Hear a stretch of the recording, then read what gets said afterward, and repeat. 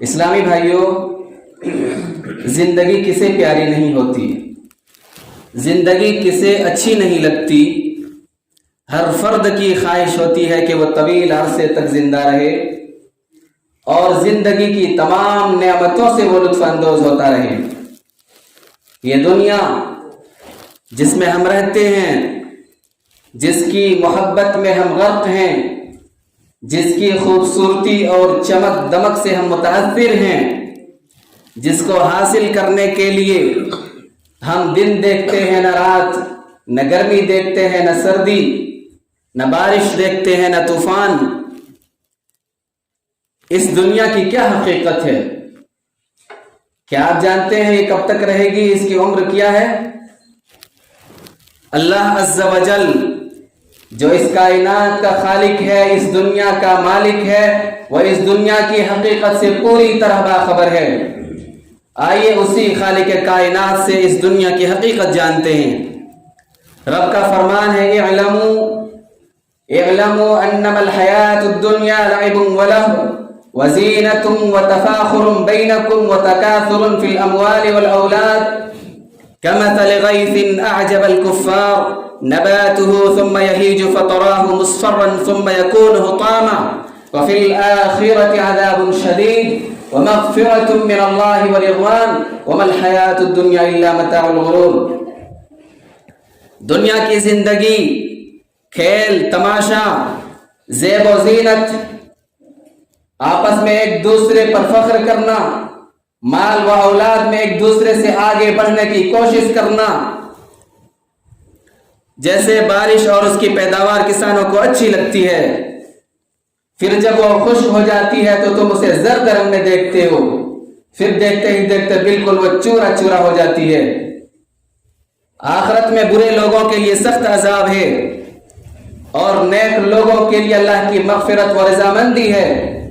دنیا کی زندگی بجز دھوکے کے سامان کے اور کچھ بھی نہیں ہے۔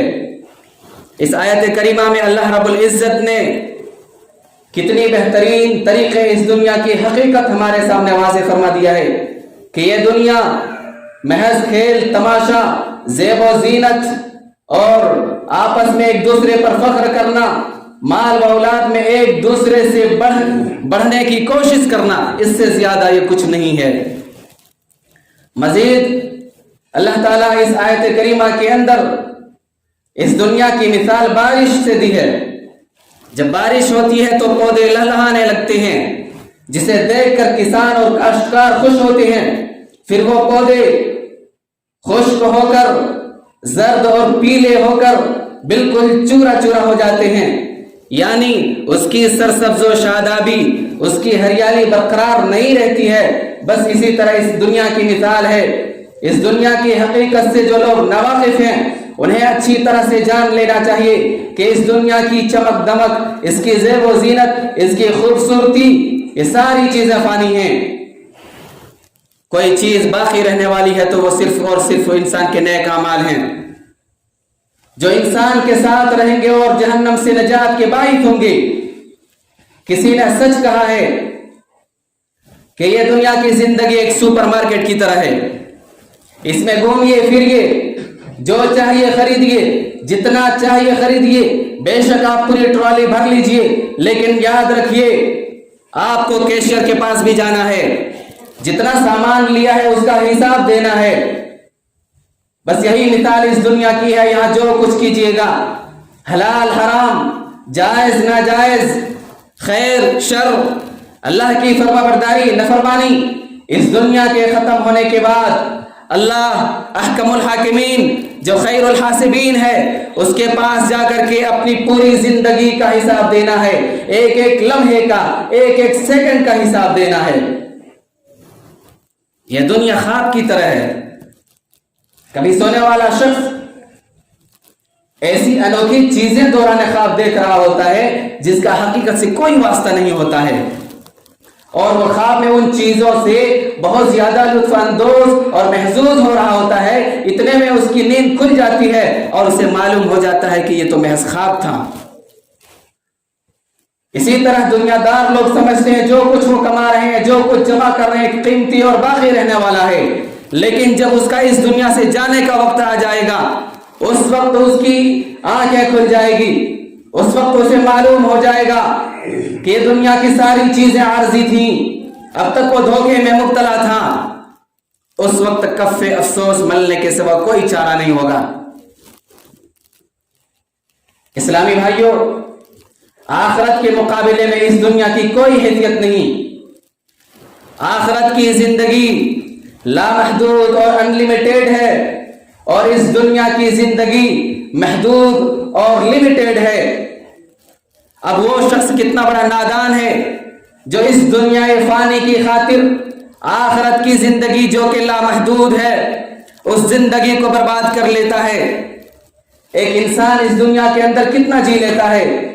50 60 سال، 70 سال، 60 سالہ 70 سالہ زندگی بنانے کی خاطر ایک انسان کتنی محنتیں کرتا ہے، کتنی مشقتیں کرتا ہے، کتنی تگ و دو کرتا ہے، 8 گھنٹے 10 گھنٹے 12 گھنٹے 15 گھنٹے ڈیوٹی کرتا ہے ایک انسان اس دنیا کی خاطر، اس دنیا کی خاطر اتنی ساری محنتیں کرتا ہے، اتنی مشقتیں برداشت کرتا ہے، لیکن وہ آخرت جس زندگی کا پہلا دن ہی 50,000 سال کا ہوگا، 50,000 سنہ، وہ آخرت کی زندگی کتنی لمبی ہوگی کوئی تصور نہیں کر سکتا، کوئی کلپنا بھی نہیں کر سکتا۔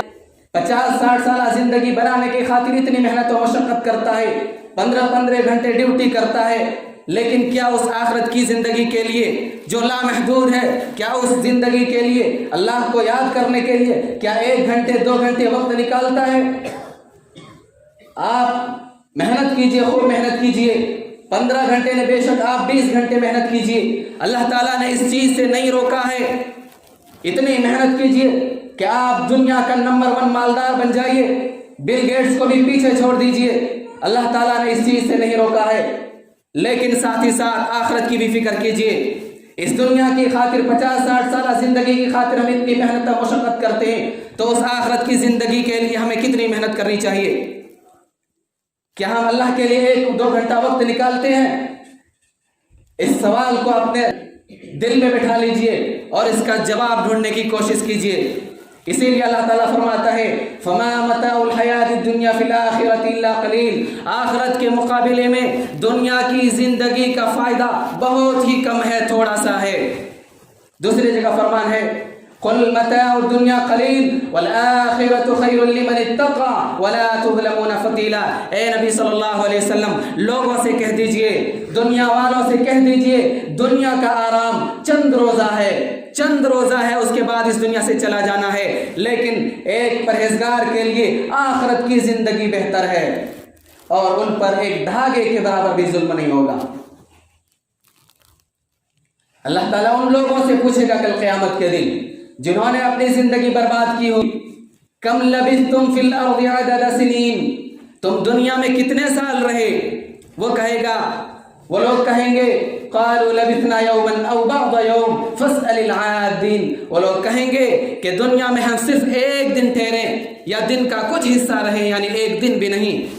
اے اللہ، تو اپنے حساب رکھنے والے فرشتے سے پوچھ لے، ہم اس سے زیادہ دنیا میں نہیں ٹھہرے۔ اللہ کہے گا ان لبثتم الا قلیلا لو انکم کنتم تعلمون، کہ تم واقعی تھوڑی مدت تک ٹھہرے، کاش تمہیں اس حقیقت سے پہلے باخبر ہو جاتے، تمہیں اس حقیقت کا پہلے ہی پتہ چل چکا ہوتا۔ ایک اور مقام پر اللہ نے فرمایا کأنہم یوم یرونہا لم یلبثوا الا عشیۃ او ضحاہا، جس روز اسے یہ لوگ دیکھ لیں گے ایسا معلوم ہوگا کہ وہ اس دنیا کے اندر صرف ایک شام یا صرف ایک صبح رہے ہیں۔ ایک اور مقام پر اللہ تعالیٰ فرماتا ہے وَيَوْمَ تَقُومُ السَّاعَةُ يُقْسِمُ الْمُجْرِمُونَ مَا لَبِثُوا غَيْرَ سَاعَةٍ، جس دن قیامت قائم ہوگی مجرمین قسمیں کھا کر کہیں گے اللہ کی قسم ہم اس دنیا میں صرف 1 گھڑی ٹھہرے تھے۔ آخرت کو دیکھ لینے کے بعد، آخرت کی زندگی کے مقابلے میں وہ قسمیں کھا کر کہے گا کہ 50 60 سالہ جو زندگی گزاری ہوگی وہ کہے گا 1 گھڑی ٹھہرے تھے۔ آخرت کے مقابلے میں ہماری یہ زندگی 50 60 سالہ 70 سالہ 80 سالہ 100 سالہ زندگی 1 گھڑی کے برابر ہے۔ اسلامی بھائیوں، اللہ کا فرمان یاد رکھو، وما هذه الحياة الدنيا إلا لهو ولعب وإن الدار الآخرة لهي الحيوان لو كانوا يعلمون. دنیا کی زندگی محض کھیل تماشا ہے، البتہ آخرت کی زندگی حقیقی زندگی ہے. کاش انہیں پتہ ہوتا، کاش انہیں معلوم چل جاتا. اسلامی بھائیوں، رب ذوالجلال والاکرام نے اپنے قرآن مجید کے اندر اس دنیا کی بہت ہی زیادہ حقارت اور مذمت بیان فرمائی ہے، اور لوگوں کو دنیا کے دھوکے میں پڑنے سے چوکنا اور ہوشیار رہنے کی تاکید فرمائی ہے. یا ایھا الناس ان وعد اللہ حق فلا تغرنکم الحیاۃ الدنیا ولا یغرنکم باللہ الغرور. اے لوگو، اللہ کا وعدہ برحق ہے، دنیا کی زندگی تمہیں اللہ کی طرف سے دھوکے میں نہ ڈال دے. اسلامی بھائیو، یہ تھے قرآنی آیات جن سے پتہ چلا کہ دنیا کی حقیقت کیا ہے. آئیے دیکھتے ہیں کہ نبی کریم صلی اللہ علیہ وسلم نے ہمیں اس دنیا کے تعلق سے کیا بتلایا ہے. صحیح مسلم کی روایت ہے، نبی اکرم صلی اللہ علیہ وسلم مدینہ کے بازاروں میں سے ایک بازار سے تشریف لا رہے تھے. آپ صلی اللہ علیہ وسلم کے ساتھ صحابہ اکرام بھی موجود تھے. اذ مر النبی صلی اللہ علیہ وسلم بجدی اسک میت فتناولہ فأخذ بأذنه ثم قال أيكم يحب أن يكون هذا له بدرهم فقالوا ما نحب أنه لنا بشيء وما نصنع به ثم قال أتحبون أنه لكم قالوا والله لو كان حيا كان عيبا أنه أسك فكيف وهو ميت فقال واللہ للدنیا اہون علی اللہ من هذا علیکم.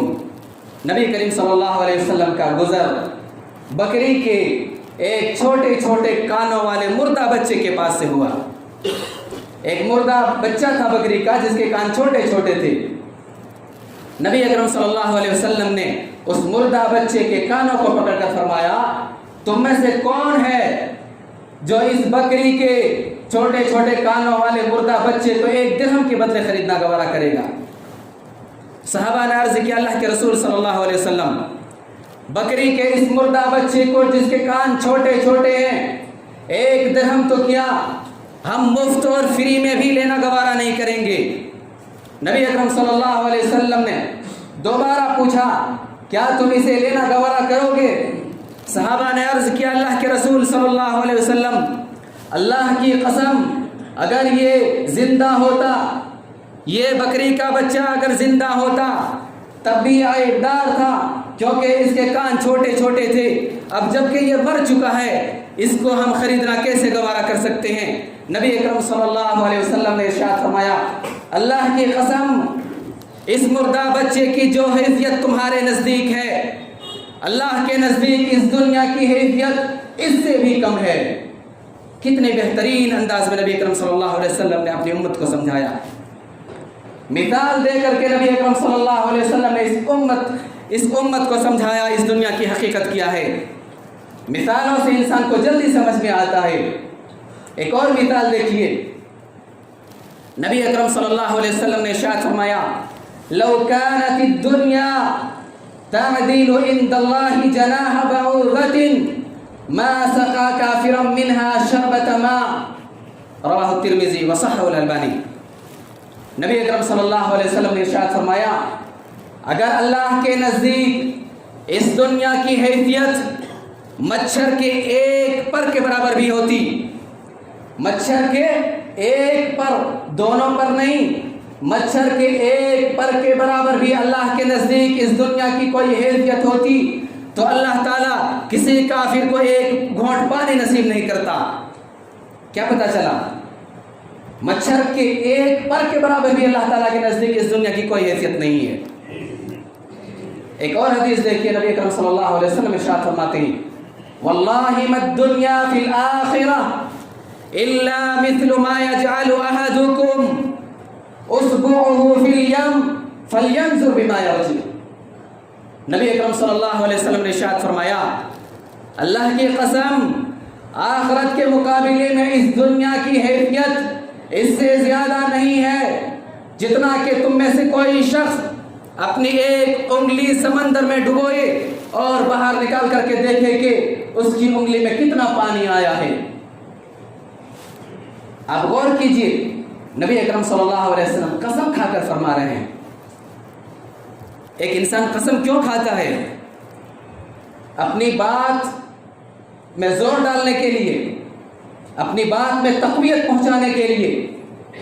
اگر آپ صلی اللہ علیہ وسلم قسم نہ بھی کھاتے تو بھی آپ کی بتلائی ہوئی بات غلط نہیں تھی، آپ صلی اللہ علیہ وسلم کی فرمائی ہوئی بات کبھی غلط نہیں ہو سکتی، پھر بھی نبی اکرم صلی اللہ علیہ وسلم یہاں قسم کھا رہے ہیں۔ قسم ایک انسان اس لیے کھاتا ہے تاکہ اس کی بات میں زور پیدا ہو، اس کی بات میں وزن پیدا ہو، اس کی باتوں کی طرف لوگ توجہ دیں۔ ایک انسان کہتا ہے کہ میں نے ایسا نہیں کیا، دوسرا انسان قسم کھا کر کہتا اللہ کی قسم میں نے ایسا نہیں کیا۔ آپ بتلائیے کس کی باتوں میں دم ہے، کس کی بات وزنی ہے؟ آپ بتلائیے۔ آپ ظاہر سی بات ہے آپ کہیں گے جو قسم کھا رہا ہے، لوگ اس کی طرف متوجہ ہوں گے جو قسم کھا رہا ہے، اللہ کی قسم میں نے ایسا نہیں کیا۔ نبی اکرم صلی اللہ علیہ وسلم قسم کھا کر کے بتلا رہے ہیں اللہ کی قسم اس دنیا کی حیثیت اس سے زیادہ نہیں ہے۔ قسم کیوں کھا رہے ہیں؟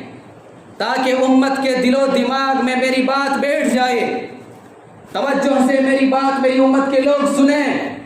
اب وہ شخص کتنا بڑا بے وقوف اور بد نصیب ہے جو نبی اکرم صلی اللہ علیہ وسلم کی بات کو توجہ سے نہ سنے۔ فرمایا اللہ کی قسم اس دنیا کی مثال ایسے ہی ہے جیسے کہ تم میں سے کوئی شخص اپنی ایک انگلی سمندر میں ڈبوئے اور باہر نکال کر کے دیکھے کہ اس کی انگلی میں کتنا پانی آیا ہے۔ کتنا پانی آ سکتا ہے؟ 2-4 قطرے، اس سے زیادہ نہیں آ سکتا۔ اب 2-4 قطرے کی کیا حیثیت ہے اس سمندر کے مقابلے میں؟ اب وہ شخص کتنا بڑا بے وقوف اور بد نصیب ہے جو ان 2-4 قطروں کی اہمیت سمجھ رہا ہے، ان 2-4 قطروں کی پرواہ کر رہا ہے لیکن سمندر کی کوئی پرواہ نہیں کر رہا ہے۔ اسی طرح سے وہ شخص کتنا بڑا نادان ہے جو آخرت کی زندگی کی کوئی فکر نہیں کر رہا ہے اور اس دنیا کی فکر میں لگا ہوا ہے۔ ان تمام دلائل سے معلوم ہوا کہ جس دنیا کی خاطر ہم ایک دوسرے پر ظلم و زیادتی کرتے ہیں، ایک دوسرے کو نقصان پہنچاتے ہیں، ایک دوسرے کی غیبت کرتے ہیں، ایک دوسرے کو نقصان پہنچانے کے لیے کوشاں رہتے ہیں، ایک دوسرے سے جھوٹ بولتے ہیں، ایک دوسرے کا مال ہڑپنے کے لیے تیار رہتے ہیں، یہاں تک کہ ایک دوسرے کے خون کے بھی پیاسے ہو جاتے ہیں، دن و رات اللہ اور اس کے رسول صلی اللہ علیہ وسلم کی نافرمانیاں کرتے ہیں۔ اس دنیا کی کوئی حیثیت نہیں ہے، اس دنیا کی کوئی قدر و قیمت نہیں ہے۔ کتنی ہی احادیث میں نبی اکرم صلی اللہ علیہ وسلم نے اس دنیا کی حقیقت کو اپنی امت کے سامنے واضح فرمایا ہے۔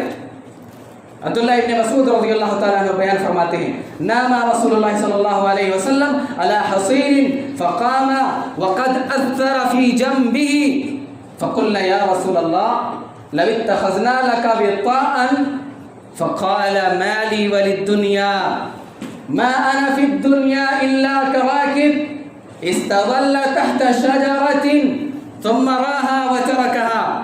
عبداللہ ابن مسعود رضی اللہ تعالیٰ عنہ بیان فرماتے ہیں نبی اکرم صلی اللہ علیہ وسلم ایک چٹائی پر لیٹ گئے، آپ صلی اللہ علیہ وسلم کو نیند آ گئی، سو گئے۔ جب آپ نیند سے بیدار ہوئے آپ صلی اللہ علیہ وسلم کے پہلو پر چٹائی کا نشان آ گیا۔ صحابہ نے کہا اللہ کے رسول صلی اللہ علیہ وسلم اگر ہم آپ کے لیے بچھونا بنا دیں تو آپ کے لیے بہتر رہے گا۔